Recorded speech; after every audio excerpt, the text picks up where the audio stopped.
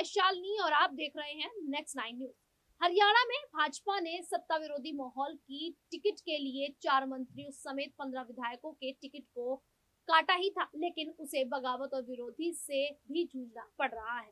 दूसरे दलों से आए नेताओं और उनके परिवारवाद को बढ़ावा देने से भी पार्टी में नाराजगी है। ऐसे में मुख्यमंत्री नायब सिंह सैनी और उसके चुनाव रणनीतिकारों के सामने लगातार तीसरी बार सत्ता हासिल करने की बेहद कठिन चुनौती है। सीएम सैनी अभी तब बगावत को ठंडा करने में सफल नहीं हो पाए हैं, जब भाजपा की उम्मीदें पीएम मोदी से टिकी हुई हैं। आगामी 4 विधानसभा चुनावों में भाजपा के लिए सबसे कठिन लड़ाई हरियाणा में ही मानी जा रही है। टिकट तय करने के लिए भी भाजपा नेतृत्व को कड़ी मशक्कत करनी पड़ी है। केंद्रीय चुनाव समिति की बैठक के बाद भी बड़े नेताओं के बीच कई दौर की बैठकों के बाद ही टिकट तय हो सके। इनमें भी प्रदेश अध्यक्ष मोहन लाल बड़ौली व वरिष्ठ नेता रामविलास शर्मा टिकट नहीं पा सके।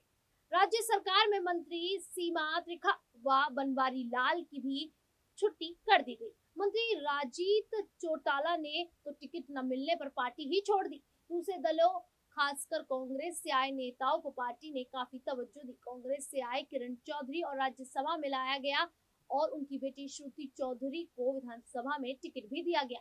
मूल रूप से कांग्रेसी रहे, लेकिन काफी समय पहले भाजपा में आ चुके केंद्रीय मंत्री राव इंद्रजीत की बेटी आरती भी टिकट हासिल करने में सफल रही। कांग्रेस से आए रमेश कौशिक के बेटे देवेंद्र कौशिक और कुलदीप बिश्नोई के बेटे भव्य बिश्नोई को भी टिकट मिल गया। ऐसे में भाजपा के भीतर नाराजगी बढ़ी है और बगावत से लेकर विरोध तक सामने आए हैं।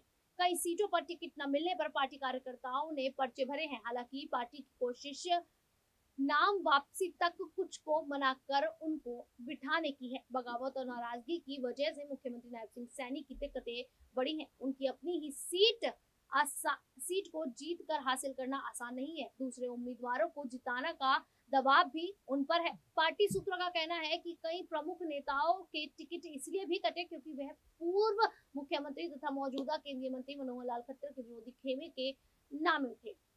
साथ ही उनके ऐसे समर्थक भी टिकट पा गए जिसका भारी विरोध था। भाजपा के चुनाव अभियान का काफी दारोमदार प्रधानमंत्री नरेंद्र मोदी के प्रचार पर टिका है। मोदी 15 सितंबर को कुरुक्षेत्र से प्रचार शुरू कर रहे हैं। पार्टी के सभी बड़े नेता राज्य में प्रचार करेंगे। कठिन हालात में भी भाजपा को कांग्रेस के भीतर के घमासान से कुछ लाभ मिलने की संभावना है।